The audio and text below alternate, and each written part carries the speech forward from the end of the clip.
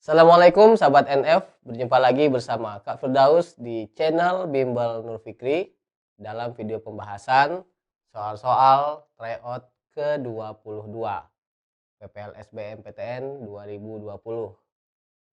Baik sahabat NF, jadi bersama Kak Firdaus kita akan membahas soal-soal tryout TPS khusus pada subtes PBM, pemahaman, bacaan, dan menulis.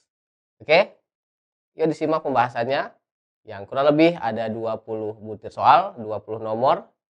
Biasa, PBM dari nomor 21 sampai dengan nomor 40. Langsung kita mulai ke soal nomor 21.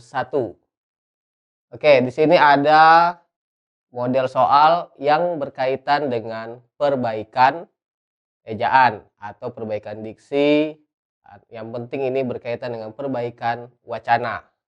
Nah, di sini ada kata mengizinkan. Bagaimana kata mengizinkan pada petikan kalimat ini? Apakah perlu diperbaiki atau tidak?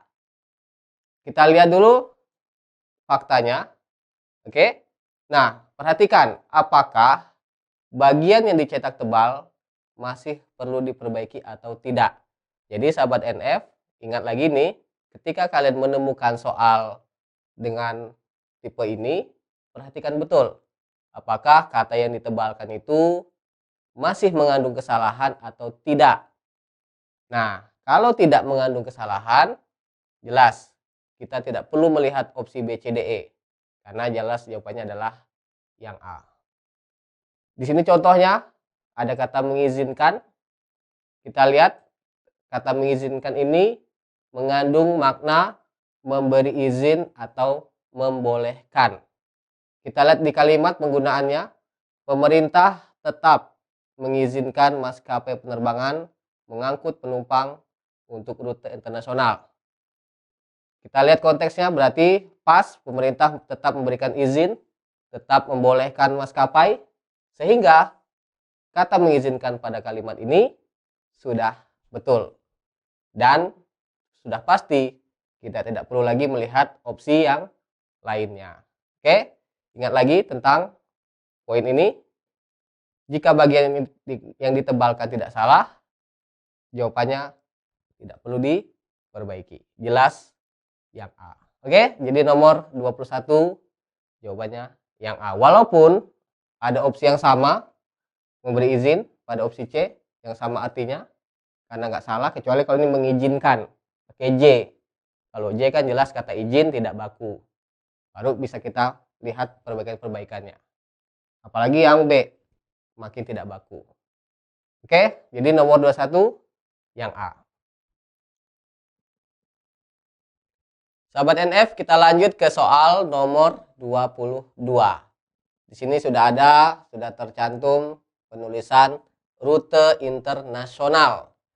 Nah, kalian perhatikan di sini bagaimana secara penulisan untuk rute internasional. Di sini I-nya ditulis dengan huruf kapital. Apakah dia sebuah nama, mungkin nama organisasi atau nama diri atau nama daerah? Di sini tidak ya. Sehingga kita sudah menentukan bahwa penulisan rute internasional masih mengandung kesalahan. Yaitu ada kesalahan dari segi penulisan huruf kapital. Tidak perlu dikapitalkan nih seharusnya kata huruf I pada kata internasional ini. Sehingga udah pasti jawabannya bukan yang A. Karena pilihannya harus perbaikan-perbaikan yang dilakukan. Kamu lihat atau kita lihat opsi yang B, rute internasional, mungkin ini bisa sebagai jawaban. Opsi yang C kurang tepat kalau itu sebagai opsi jawaban, karena rute itu belum baku di sini. Kalau ingin kita tuliskan ya berarti dimiringkan. Nah, opsi yang D, oh mungkin bisa aja nih opsi D ya, karena rute internasional udah dimiringkan, bahasa asing gitu kan. Boleh kita tandai dulu. Yang jelas opsi E pasti salah, karena setelah rute ada tanda hubung, itu tidak perlu digunakan. Jadi kita sudah menemukan dua opsi yang kemungkinan sebagai jawabannya. Yang B atau yang D. Nah, kalian lihat betul di sini kan yang hanya diperbaiki adalah huruf kapital pada awal kata internasional. Sehingga pilihan yang tepat sebagai perbaikannya adalah yang B. Loh, emangnya iya Kak? Kalau D kenapa bisa salah? Kamu lihat ini kan bentukan bahasa Inggris. Kan udah dimiringkan Kak? Iya memang miring. Cuma lihat bentuk dalam bahasa Inggris untuk rute internasional itu adalah international route. Bukan kayak bahasa Indonesia dibentuk. Jadi secara pembentukan di bahasa Inggrisnya salah opsi yang D. Nah, ini hati-hati juga ya. Teliti juga. Oke? Jadi nomor 22 jawabannya yang B. Oke? Kita lanjut nomor 23. Kata di tengah. Kita lihat tentang kata di tengah. Di sini lihat ada di-nya. Dia sebagai kata depan atau sebagai imbuhan. Nah, itu hati-hati juga. Dalam penulisan di harus teliti. Bisa jadi itu yang dijadikan soal. Nah, di sini di merupakan kata depan. Bagaimana kita tahu dia kata depan? Pertama, di yang sebagai kata depan menunjukkan tempat. Di sekolah, di gunung, di laut, di atas, di bawah. Pasti dia akan dipisah dalam penulisannya. Karena dia merupakan kata depan di-nya. Jadi apa aturannya? Secara ejaan, di yang sebagai kata depan ditulis terpisah dengan kata yang lain. Nah, sehingga jawabannya nggak mungkin yang A. Karena di tengah di sini berarti jelas salah. Yang harusnya dipisah. Oke, jadi jawabannya bukan yang A yang pasti. Nah, jelas perbaikannya adalah dipisah dengan di spasi tengah. Tapi kita lihat juga kan ini bisa juga nih menuju dari dan menuju Indonesia di saat penyebaran coronavirus, bisa aja kan? Mengapa bukan yang D atau yang E di saat di masa? Kamu perhatikan, ingat lagi penggunaan kata di. Di sini di. Kata di digunakan untuk keterangan tempat. Sementara saat masa menunjukkan waktu. Disitulah letak kesalahan kedua opsi ini. Ya, jadi di sini di saat, di masa. Jelas di sini tidak tepat. Kalau ingin digunakan tentu pakai pada untuk menunjukkan waktu. Jelas perbaikannya hanya memisahkan penulisan di yang seharusnya ditulis sebagai kata depan. Dipisah. Kita lanjut ke soal nomor 24. Di sini ada kata sementara. Lalu ada tanda koma. Ingat, sementara ini termasuk konjungsi intra kalimat. Nah, ketika konjungsi intra kalimat ini, khususnya kata sementara di sini, dipakai sebagai antar kalimat, itu termasuk salah. Seperti kata sementara, kata sedangkan, tetapi, itu kan beberapa kata yang termasuk konjungsi intra kalimat. Nah, dipakai sebagai antar kalimat, salah. Gimana Kak kita tahu kalau dia itu dipakai sebagai antar kalimat? Ketika setelahnya langsung pakai koma. Karena kan salah satu fungsi koma adalah digunakan setelah penghubung antar kalimat. Nah, sementara koma, sedangkan koma, tetapi koma, itu udah dianggap sebagai konjungsi antar kalimat dia. Dan itulah penggunaan yang salah. Jelas? Tidak mungkin jawabannya yang A, karena pasti perlu diperbaiki. Dan juga tidak mungkin yang B atau yang E, karena tadi sudah Kak singgung juga. Dia dianggap sebagai antar kalimat, salah. Ada dua opsi, sementara itu dan namun. Mana yang lebih tepat? Lihat, sementara itu adalah konjungsi yang bisa bermakna sedangkan.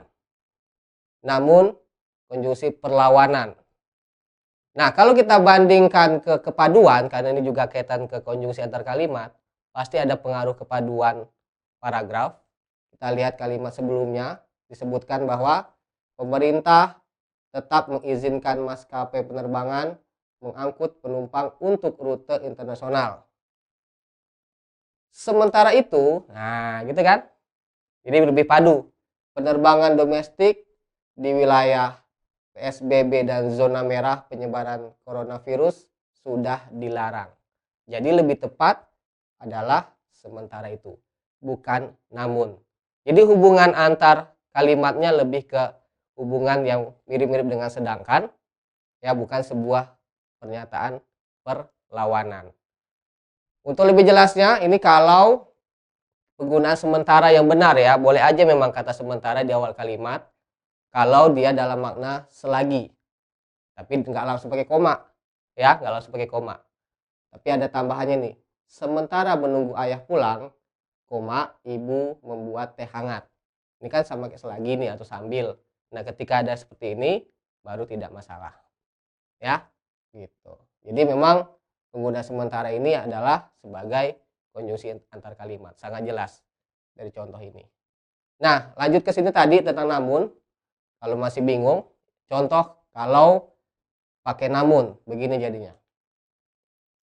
Nah, ya tapi diubah kalimatnya tentunya, karena kan hubungan antar kalimatnya jadi berbeda. Pemerintah tetap mengizinkan maskapai penerbangan mengangkut penumpang untuk rute internasional. Namun, izin tersebut hanya berlaku untuk negara-negara zona hijau kasus COVID-19. Jadi ada perlawanan di sini ya. Ada perlawanan, diberi izin, tapi dikasih izinnya tertentu begitu.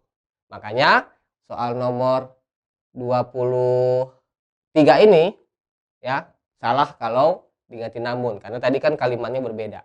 Ini kan kalau pakai namun baru tepat. Oke, jadi itu soal nomor 24 ya, soal nomor 24. Sekarang kita lanjut ke soal nomor 25.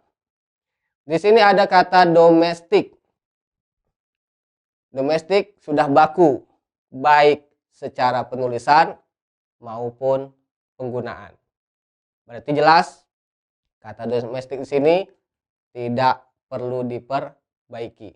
Sementara itu, penerbangan domestik di wilayah PSBB dan penyebaran coronavirus sudah dilarang. Jadi lebih tepat, jelas ya, tidak perlu diperbaiki.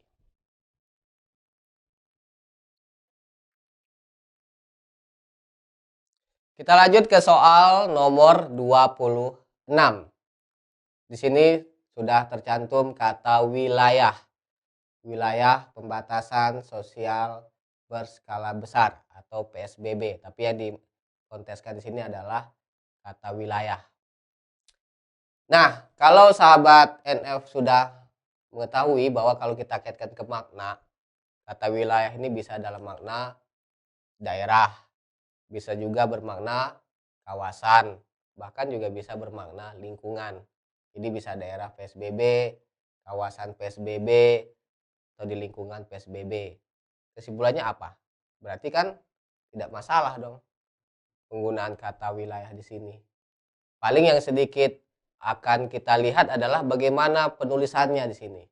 Apakah perlu dikapitalkan atau tidak? Paling yang lebih terfokus itu. Nah, kita lihat aturannya secara kapital bagaimana. Huruf pertama kata wilayah, berarti huruf W, tidak perlu dikapitalkan meskipun setelah kata tersebut berupa nama diri. Jadi ada nama. Contoh tuh di wilayah DKI. Kan ada DKI ini nama sebuah provinsi. Terus ada kata wilayah, tetap nggak kapital. Atau contoh lain, di wilayah Jabodetabek. Jabodetabek adalah akronim dari nama beberapa kota. Ini wilayah, tidak perlu dikapitalkan juga. Jadi sudah temukan jawabannya pastinya? Ya, jadi jawabannya jelas, wilayah di sini sudah benar, baik secara penulisan maupun penggunaan. Jelas jawabannya adalah yang A, tidak perlu diperbaiki. Oke, nomor 26 jawabannya yang A. Kita lanjut nomor 27. Ada kata hingga. Mulai 25 April hingga 31 Mei 2020. Kita lihat lagi tentang hingga. Hingga itu bisa dalam makna sampai, bahkan juga bisa dalam konteks sampai dengan, bisa juga sampai ke. Berarti kalau dia bisa, kata hingga di sini juga baku, perlu diperbaiki nggak tuh secara penggunaan? Pastinya tidak perlu diperbaiki, karena juga nggak mungkin sehingga pastinya, karena sehingga kan lebih ke hubungan kausalitas ya, gitu. Jadi jelas kata hingga di sini tidak perlu diperbaiki karena bisa dalam makna ini juga kan. Mulai dari 25 April sampai 31 Mei. Bisa juga. Mulai dari 25 April hingga 31 Mei. Bisa kan? Sangat jelas. Nomor 27 jawabannya adalah yang A juga. Kita lanjut 28. Di sini ada penulisan Direktur Jenderal Perhubungan Udara Novi Rianto. Nah, sahabat NF, di sini ada susunan jabatan Dirjen Perhubungan Udara dan ada nama orang yang menjabatnya, Novi Rianto. Kalau ada susunan atau penulisan seperti ini, fungsi nama orangnya disebut sebagai aposisi. Apa itu aposisi? Unsur atau ungkapan yang menjelaskan ungkapan yang sebelumnya. Jadi fungsi Novi Rianto ini sebagai penjelasan lebih detail terhadap jabatan Dirjen Perhubungan ini. Jadi siapa yang menjabatnya gitu kurang lebih. Jadi kalau ada susunan kayak begini, bagaimana secara penulisan? Nah ini kan kalau perbaikan yang kamu lihat ada koma-komanya nih. Koma, komanya ada 2, komanya juga ada 2, tapi sini kan nggak kapital. Kalau yang ini udah pasti salah ya, karena ini kan jabatan. Nama jabatan pasti harus ditulis atau diawali dengan huruf kapital. Tinggal 4 opsi, A, B, C, D. Karena yang E tadi sudah kita eliminasi, sudah salah secara penulisan huruf kapital. Apakah memang perlu tanda koma? Kita lihat kaitannya dengan fungsi tanda koma dalam hubungan aposisi. Ini dia. Tanda koma dipakai untuk mengapit keterangan tambahan atau keterangan aposisi. Di sini udah ketemu ada aposisi, berarti harusnya di sini diapit koma. Dan jawabannya jatuh pada pilihan yang D. Diapit koma. Karena dia sebagai keterangan aposisi. Mudah bukan? Jadi kalau ada menemukan ini ada jabatan, ada nama orangnya, nah itu dipisahkan dengan tanda koma. Oke? Itu nomor 28. Kita lanjut nomor 29. Tentang tanda koma. Mengungkapkan koma. Kita lihat mengungkapkan koma. Kalau ada susunan begini, mengungkapkan koma, menyatakan koma, mengatakan koma, itu adalah penulisan yang salah. Dan pasti untuk soal ini tidak mungkin yang A jawabannya. Karena dia perlu diperbaiki pasti, karena kan salah. Dan untuk perbaikannya, kita butuh mengganti koma dengan konjungsi yang bermakna penjelasan. Karena kan di sini konteksnya akan menjelaskan apa yang diungkapkan oleh si orang yang berbicara itu. Apa yang diungkapkan oleh Dirjen Perhubungan Darat tersebut. Nah ini yang diungkapkan kan. Jadi makanya dia memakai konjungsi penjelasan. Dan dari opsi yang tersedia, yang merupakan konjungsi penjelasan adalah kata bahwa. Ya, adalah kata bahwa. Jadi jawabannya D. Kan kata kalau juga sering tuh mengatakan kalau, beliau berpendapat jika gitu kan. Ingat, kata kalau atau jika adalah konjungsi yang menyatakan hubungan syarat atau pengandaian. Anda dinyatakan lulus jika sudah memenuhi beberapa persyaratan berikut. Syarat kan? Atau kata kalau saja dia mau menjadi pendampingku, pasti aku. Nah, gitu kan pengandaian tuh. Jadi baru bisa. Karena ini penjelasan, jelas. Kata bahwa. Kita lanjut nomor 30. Kata agar. Apakah di sini sudah benar atau belum? Ingat secara fungsi, kata agar adalah konjungsi yang menyatakan tujuan. Nah, apakah benar di sini sebagai sebuah keterangan tujuan? Oke, kita lihat di sini. Hal ini sengaja dilakukan agar pemerintah tak menghalangi WNA yang ingin kembali ke negaranya. Berarti jelas, tepat kata agar pada kalimat ini. Karena memang tujuan dilakukan hal ini apa? Ya ini tuh. Tujuannya agar pemerintah tak menghalangi WNA yang ingin kembali ke negaranya. Jadi kalau kita buat dalam bentuk pertanyaan, apa tujuan dilakukan hal ini? Pasti ini jawabannya. Nah, makanya kata agar di sini sudah tepat dalam konteks keterangan yang menyatakan keterangan tujuan, hubungan tujuan. Oke? Jadi nomor 30 adalah yang A, tidak perlu diperbaiki. Kita ingat tadi penjelasan di nomor 21, ketika yang dituliskan atau yang ditebalkan sudah benar di dalam teksnya, dah jawabannya jelas yang A, walaupun yang C juga bisa. Jadi kita tidak perlu tergoda dengan opsi yang B, C, D, E-nya. Meskipun ada penggantinya. Karena kan dia nggak salah. Kan dia salah kalau dia opsi yang lain kalau dia salah. Ya, opsi yang lain perlu dilakukan kalau yang di sini salah. Kan gitu ya. Diingat lagi, oke? Syarat dari menjawab soal seperti ini. Baik. Nah, ini beberapa contoh beberapa fungsi. Jadi diingat lagi kalau sehingga menyatakan kausalitas akibat supaya sama, tapi karena dia nggak salah, makanya tidak menjadi jawaban. Hingga tadi sudah dibahas juga menyatakan sampai, kemudian jadi bisa menyatakan akibat. Misalnya acara dibatalkan, koma. Jadi beberapa peserta dibolehkan kembali ke rumah masing-masing. Itu kan ada sebuah akibat juga dengan kata jadi. Oke, jadi itu beberapa penjelasan tambahan untuk soal nomor 30. Kita lanjut sahabat NF ke soal nomor 31. Di sini sudah ada ditebalkan kata antar kota. Ingat, kata antar di sini merupakan bentuk terikat. Bagaimana secara aturan ejaan? Bentuk terikat ditulis melekat dengan kata setelahnya jika kata setelahnya tersebut tidak diawali huruf kapital atau bukan berupa angka. Jadi kuncinya ada bentuk terikat, lalu ada kata setelahnya yang diawali kapital atau bukan angka, digabung. Jangan dipisah. Contohnya ini ada tuh. Antar kota, pasca panen, anti korupsi, non pribumi, prasejarah, semifinal. Kan ini semuanya nggak diawali kapital, dilekatkan. Bagaimana kalau yang di luar ini? Baru dipisah dengan tanda hubung. Jadi kalau dia kalau dia diawali kapital atau setelahnya angka, aturannya adalah dipisah dengan tanda hubung. Kapital, kapital, kapital, angka. Kasih tanda hubung tuh setelah bentuk terikat itu.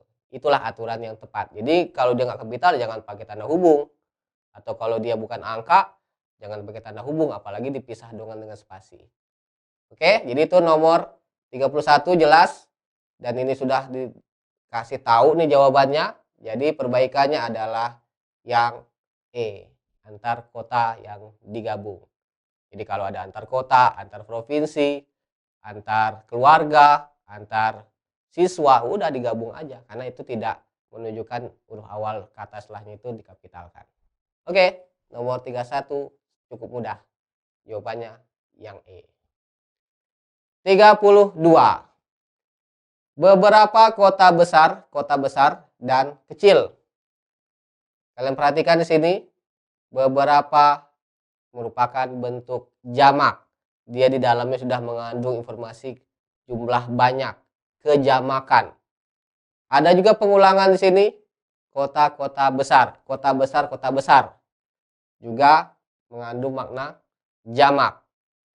Jamak ketemu jamak udah pasti boros, tidak hemat, dan sudah pasti ini perlu diperbaiki. Jadi nggak mungkin jawabannya yang A. Bagaimana perbaikannya? Karena ini masih ada di opsi yang lain, misalnya opsi C, masih ada beberapa lalu diulang-ulang. Begitu juga yang lainnya ya, opsi C doang ya. Ini nanti kenapa salah kakak jelaskan juga, tapi yang jelas perbaikannya di sini adalah menghilangkan pengulangannya. Cukup beberapa kota besar dan kecil. Nah, kenapa bukan yang D atau yang E? Di sini ada diulang lagi nih, kota besar, kota kecil. Jadi kalau dituliskan seharusnya tidak perlu diulang penulisannya. Karena kecil ini sudah pasti mewakili kata kota yang di sini. Kota besar dan kecil. Jadi sudah pasti dalam maksud kota besar dan kota kecil. Jadi nggak perlu lagi ditulis berulang.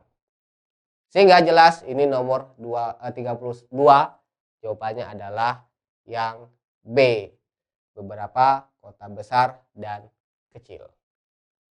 Kesalahan perbaikannya jelas adanya ketidakhematan. Kita lanjut nomor 33. Ya, 33 di sini ada kata pemukiman. Kita lihat pemukiman itu apa maksudnya? Nah, ini pemukiman adalah proses, cara, atau perbuatan memukimkan. Makna umumnya memang menyatakan proses.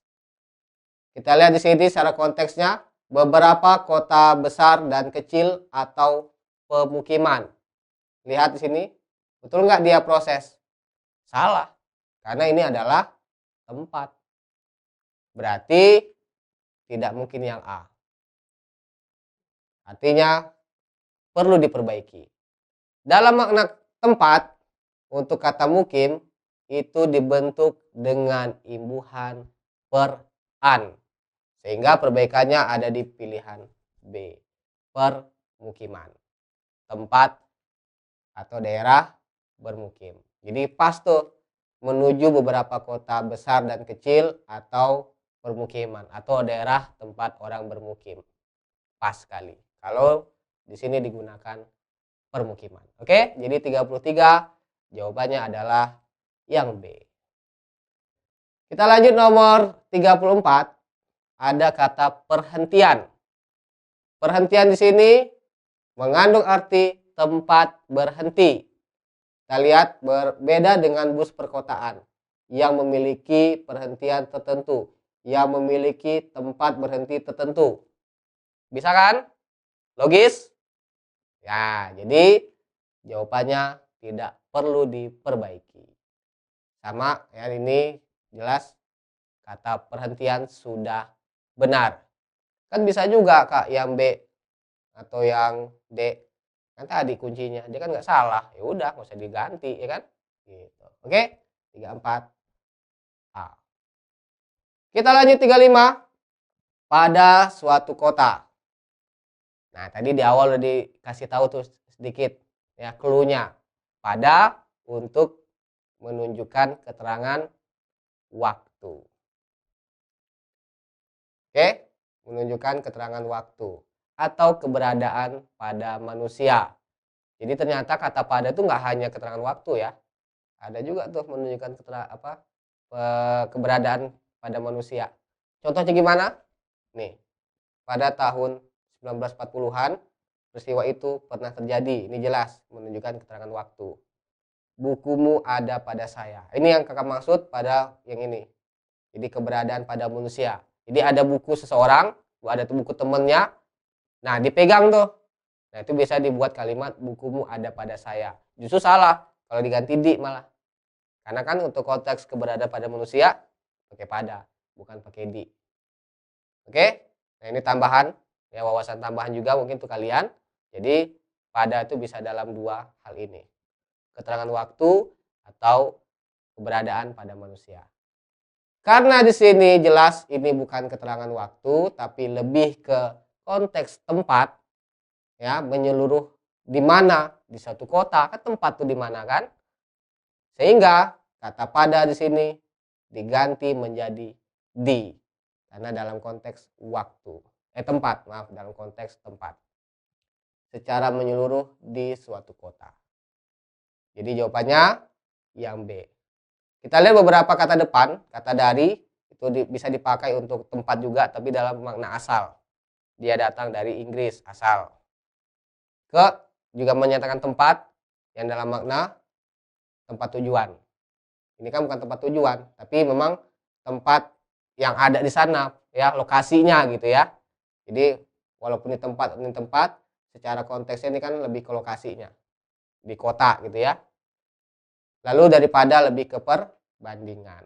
Nah, ini tambahan-tambahan untuk penjelasan nomor 35.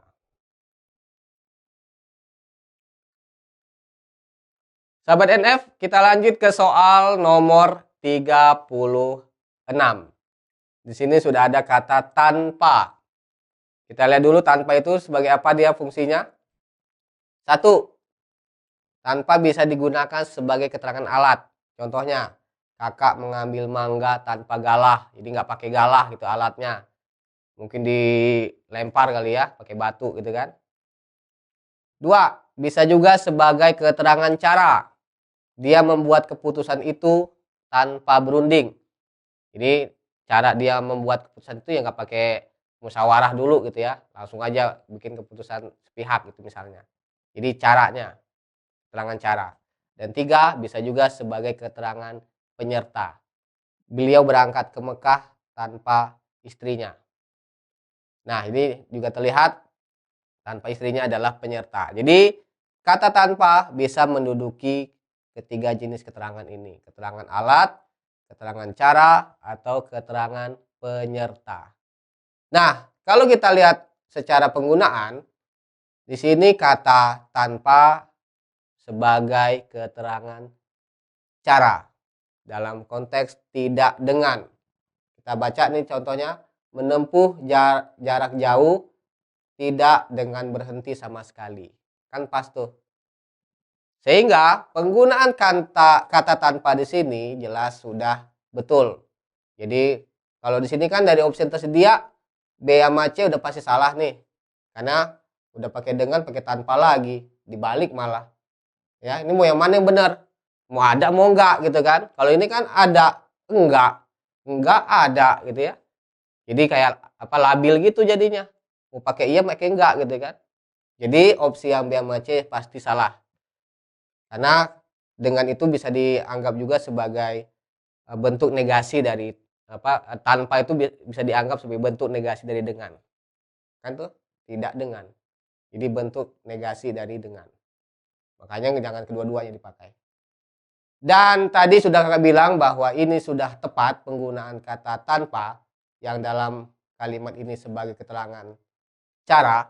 Jadi jelas kata tanpa di sini tidak perlu diperbaiki. Jadi jawabannya adalah yang A, nomor 36. Kita lanjut 37. Dari. Tadi sudah disinggung tuh dari. Kata dari sama digunakan untuk keterangan tempat yang dalam makna asal. Tadi contohnya sama ya. Mereka baru pulang dari luar negeri, ini asal mereka dari mana. Bisa juga digunakan untuk keterangan yang menyatakan sumber atau bahan. Kursi itu terbuat dari rotan. Jadi bahannya apa? Rotan. Berita itu saya dengar dari ayah. Sumbernya ayah. Ya, nomor 2, contoh kedua. Sebagai keterangan sumber atau bahan. Atau kata dari juga bisa menunjukkan keterangan waktu. Anak itu sudah menunggumu dari pukul 6. Jadi waktunya. Nah, inilah beberapa fungsi dari. Kalau kita perhatikan pada kalimat ini, masuk nggak salah satunya tuh? Betul nggak tuh? Bus antar kota di seluruh dunia asalnya pemerintah. Waktu nggak mungkin. Sumber pemerintah nggak mungkin. Karena memang kata dari di sini salah. Tidak tepat. Jadi jawabannya pasti perlu diperbaiki. Dengan yang mana? Kamu lihat di sini kata sama. Jadi kata sama yang dalam makna oleh atau dalam makna dengan tidak baku. Dia pergi sama temannya, nggak baku tuh sama. Dengan. Buku itu dibeli sama kakak saya, nggak baku tuh. Harusnya dibeli oleh kakak saya. Jadi jelas yang B salah.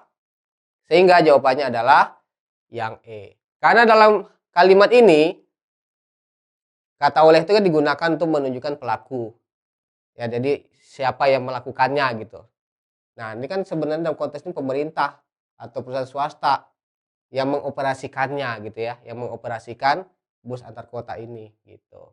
Jadi ketika dibuat bentuk aktif, kalau dia pakai oleh, biasanya dia akan menjadi subjeknya tuh. Pemerintah atau perusahaan swasta dapat mengoperasikan bus antar kota. Kan gitu tuh kalau dibuat kalimat aktifnya. Kalau dia benar pakai oleh, coba aja kayak gitu. Kalau bisa berarti tepat. Sama kayak nasi itu dimasak oleh ibu, pasti kan diaktifkan. Ya sebagai subjeknya pasti ibu. Ibu memasak nasi. Nasi dimasak oleh ibu, kan gitu kan? Sama kayak begini. Pemerintah atau perusahaan swasta mengoperasikan bus antar kota. Bus antar kota dioperasikan pemerintah. Singkatnya begitu. Jadi mudah kan ya? Nomor 37 jawabannya adalah yang E. Oleh, bukan dari. Jadi itulah perbedaan oleh dengan dari. Jadi ingat nih dari 3 hal ini fungsinya. Oke, sahabat NF, kita lanjut nomor 38. Di sini ada kata maupun. Secara penulisan, opsi B sama C salah. Ingat, pun yang dalam konteks konjungsi ditulis melekat. Ada kalaupun, meskipun, walaupun, kendatipun, maupun, ataupun. Nah, ini adalah pun yang pastinya digabung. Karena dia memang secara semuanya merujuk ke konjungsi. Makanya di sini salah, maupun ataupun dipisah. Nah, secara penggunaan maupun mesti dipasangkan dengan baik. Jadi kalau kita mau menggunakan maupun, pasangkan dengan baik.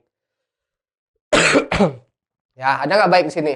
Dari pemerintah, perusahaan swasta dapat mencari, nggak ada kan?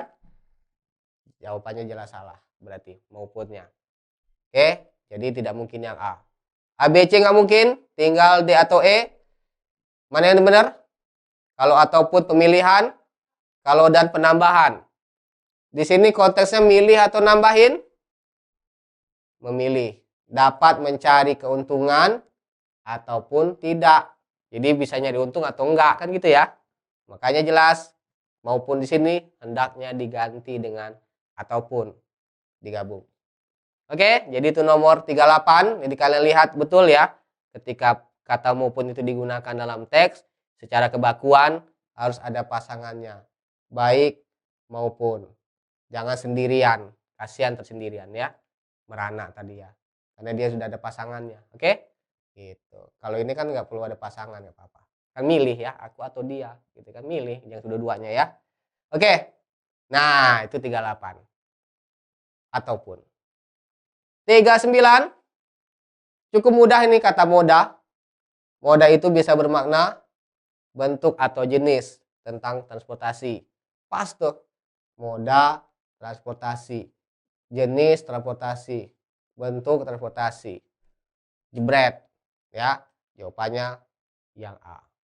Oke, jadi 39 moda di sini sudah pas sesuai dengan konteksnya juga, bentuk atau jenis yang berkaitan dengan transportasi. Satu nomor lagi, 40, perdesaan. Kita lihat perdesaan ini apa? Satu, perdesaan sama dengan pedesaan. Perdesaan sama dengan pedesaan. Nih, yang dalam makna daerah permukiman penduduk di desa. Transportasi utama di pedesaan, di daerah tempat permukiman penduduk di desa. Pas nggak? Pas. Sehingga jawabannya tidak perlu diperbaiki. Jadi kata mau pakai pedesaan, mau pakai perdesaan, ya mau pakai per atau pean, tetap benar untuk kata dasar desa. Ya, jadi ingat, kalau memang kalian jarang mendengarkan kata perdesaan, jadi jangan langsung jebret itu nggak baku ya. Ternyata pedesaan itu bisa dalam mana?